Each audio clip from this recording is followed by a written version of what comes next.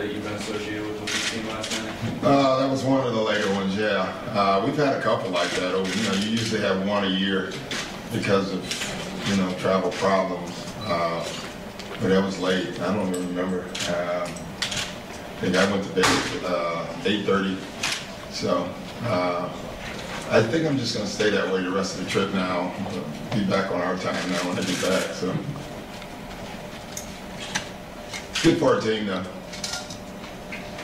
Next question.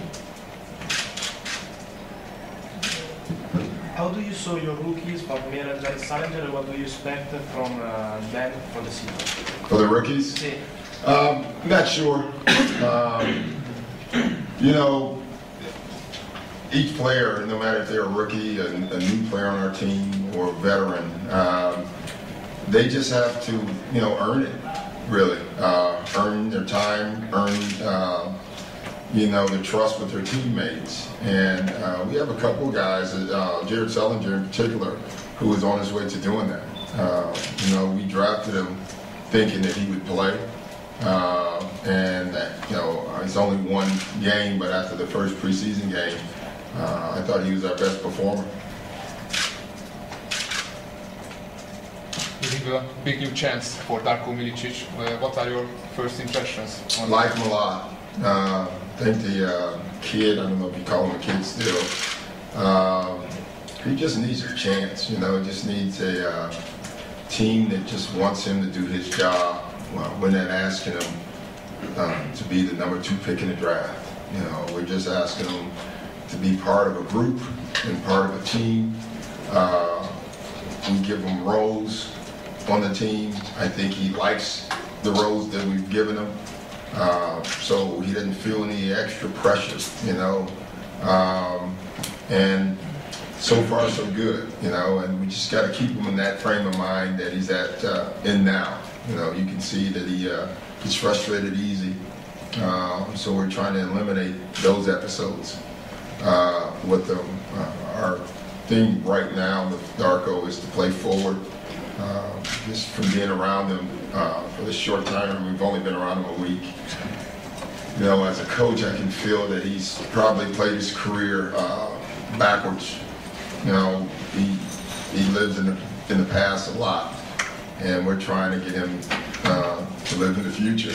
I told him yesterday, the only time I'll take you out if you make a mistake and make another mistake because you're thinking about the last mistake. I won't take you out for making a mistake, but I'll take you out for thinking about it. And so hopefully that works. Thank you. Coach, what do you expect from Rajon Rondo in comparison to last season? Which is the main improvement you can? Just basketball-wise, we want him to make the elbow jump shots a little bit more. We want him to make his free throws. But more just team, it's not even the word of leadership is the wrong word. It's more being the team general on the floor. That's to me where I want him to really improve. I'm really pushing him this year to think like me on the floor. The better he does that, I could sit on the sideline, maybe have a cup of coffee or something during the game. But I just think it's really important for him because of our offense. He doesn't need to look to the sideline for every shot. He can feel it. He knows it. I have him throwing at plays more. I just think it's a good progression for him. Talking about this year team, you got a deep roster, you got a training camp in Europe. Can you see and tell some similarities between this year team and the title year team? Well, I like coming here. I do. I like to travel. I actually was unhappy that we couldn't have done it right after media day and been here longer. I think that would have been better for us than the way we're doing it. This is a cramped trip. We're here and then we're out. I just thought it would have been better if we could have stayed longer. I think it's great team building. I thought it was when we were in Rome. The mindsets I don't think are the same right now as that team. That team was clearly on a mission and we have to get this team with that same thought. You know, we'll see, but I do like the similarities. A question about Jeff Green. He's come back from a big surgery last season, and what are your expectations about it? I expect him to be one of our starters off the bench, if you know what I'm saying. He'll play starters minutes, but he'll probably come off the bench. There's a chance that he'll start him in some games where we go big or go small. But if he can do what he did last night consistently, then he will fill his role perfect for us. You know, he's healthy. And I guess the best way to explain his heart is that, you know, one of the doctors said if you had a choice between having a heart injury and a knee injury, you would take a heart injury every time, which I thought was a strange thing. He said, because once you fix the heart, it's 100%. Once you fix the knee, you have a year rehabilitation. Well, Jeff doesn't need that. So, you know, for him, it'll be more of a confidence issue. But basketball-wise, I think he looks great. He looks terrific. Coach, what about Milan and the Italian basketball? Do you know something about it? I just know some of the history, honestly. You know, I know all the players that have played here is just absolutely remarkable. One of my favorites is McAdoo. You know, I didn't realize Joe Bryant was one of the owners, you know, of them, you know, a Laker correlation, so that made us not like them anymore. I'm joking. But I didn't know a lot about this current team. You know, I typically don't study preseason teams, even if they're our teams or anybody's team. I pretty much focus on ourselves. I think that puts us, you know, in some ways in the deficit, which is not all bad. I like our teams to struggle through stuff early on, and I'm expecting a really good game tomorrow. At least I'm hoping for one. I think it's good for us. What about the guards rotation? You added Courtney and Jason Terry? Yes. Do you like their skill set? Do you see an improvement in that department? I like their skill set. You know, honestly, I'm concerned about, you know, our backup point. You know, I thought so far the way we've played, Jason Terry has handled the ball a lot. I don't want that because I want him to be a scorer. And I think him handling the ball takes away his best ability. And so, you know, our staff, we have to figure out something better for him. You know, Courtney Lee the same way. I don't want him overhandling either. And right now with Avery out, you know, we're kind of stuck. So we have to figure that one out as a staff and put them in better spots. And I think that's more on us than them. But I love when Avery comes back. You know, those four guys together, that's a pretty good crew. I would say the best guard crew I've had since I've been in Boston or anywhere. What about Edward? You say, when is going to come back? You know, I don't know. I don't even know how, Gary, you probably know more than me. When did they say he's coming back? December. Okay, December is what he says. So that would be great. How much do you think you need to improve in rebounding? Because in the last few years... Huge. The two things that we don't improve in, we have no chance of winning. We don't rebound better, and if we don't start taking care of the ball, we have no chance of winning anything. If we do those two things, we can play with anybody. But the rebounding part is going to have to be a team issue thing. I don't think we are talented enough to rebound. We don't have that one guy. Sullinger may be that guy. Thank you. Coach, how many times in these 2 years you heard about these Celtics are too old, core players are too old, and if it's extra motivation for you and the guys? Well, I think when I hear too old, I know they're talking about the players and not me, so that doesn't, I don't take it personally. Gio's calling. That's okay. I think for some of the guys, I mean, for Kevin, anything anyone says is motivation, you know, so anytime someone I think one of the owners with the Hawks last year caught him old, and that's hurt him throughout the whole playoff series. So you guys can talk and ask him about that. I would appreciate that. That'd be very nice. But I don't know if it does anything else. You know, really, we're not that old anymore. We're old in the fact, I guess, Kevin, Jason, and Paul. But then we get young pretty quickly after that. I like how we've kind of merged it together. And I actually really like how our older guys, they really like the young guys and the new guys. And that tends to bode for something good later. Maybe not early in the year, but I think it'll help our team later in the year. Doug, how do you, when you're putting this team You come in late, you're just going to ask the first question? Yeah. Okay, go ahead. How do you, when you have veterans like Kevin and you know how they are and you're going about assembling guys around them, how much do you factor in when you're looking at those other guys, them fitting in, how they are, how that's going to match with Kevin? Is that a big factor for you guys? It's not a big factor because we almost probably go the opposite way at times because we feel like maybe Kevin can change it. You know, we probably ask too much of Kevin more than anybody. You know, he's so good with guys when they first come in the door, and now he's really bad with them if they don't buy in. You don't buy into what he's selling, it's probably a miserable existence for you on that team, on our team.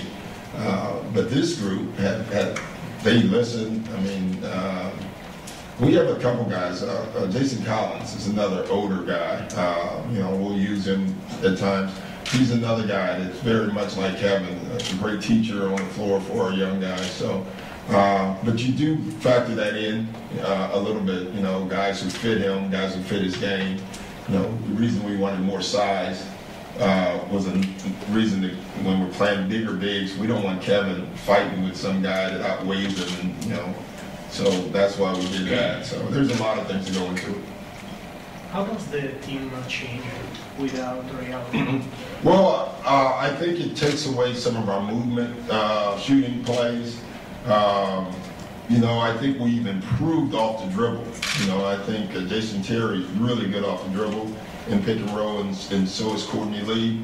So I think that's a drastic improvement. You know, at the end of every year, I give Danny a grocery list of what we need. You know, I know the list is unrealistic, you know, but first I go by, you know, types of things we need, and then I actually write down the players.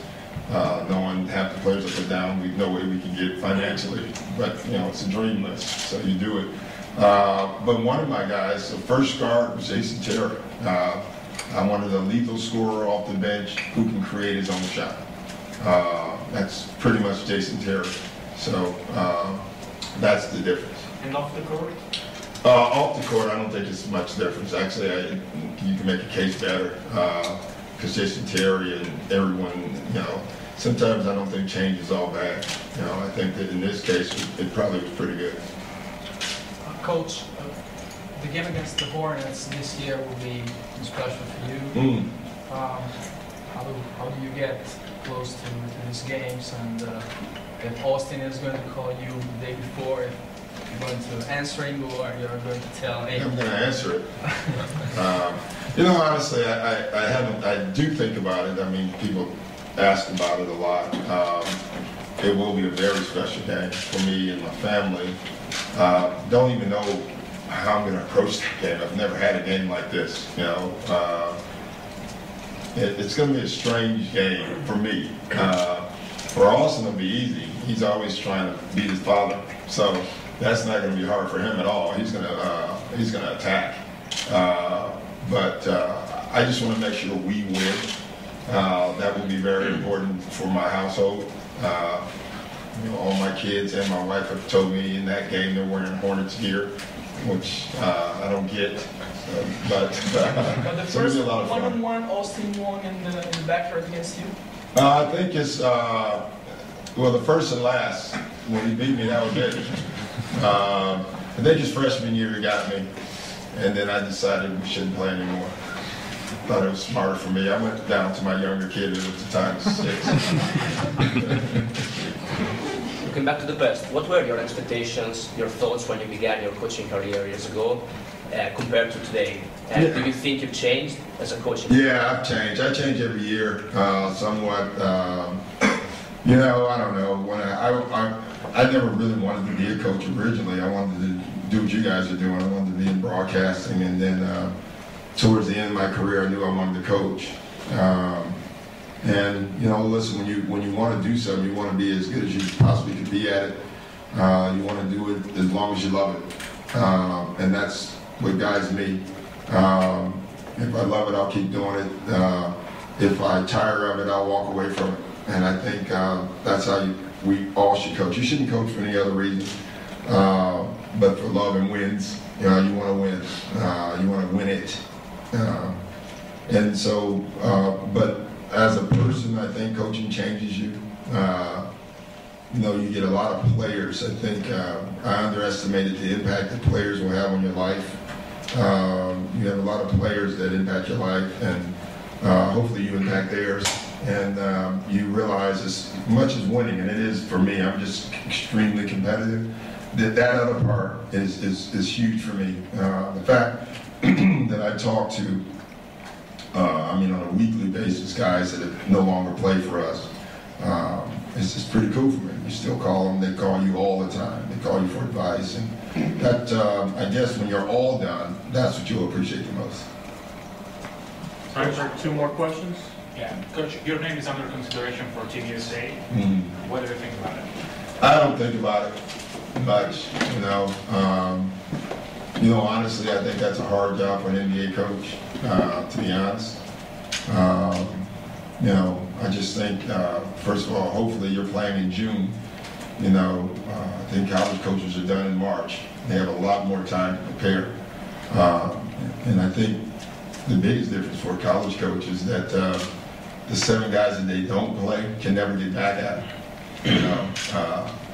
7, if I did become the coach, the 7 guys I didn't play, I would just have to prepare when we play them in the regular season.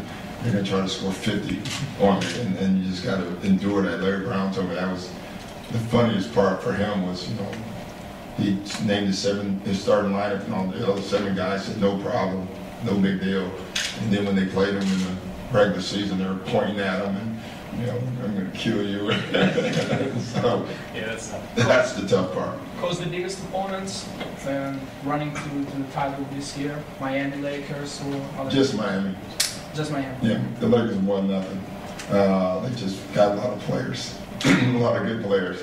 And as far as we're concerned, we can't get to the Lakers, San Antonio, Oklahoma City, unless we go through Miami.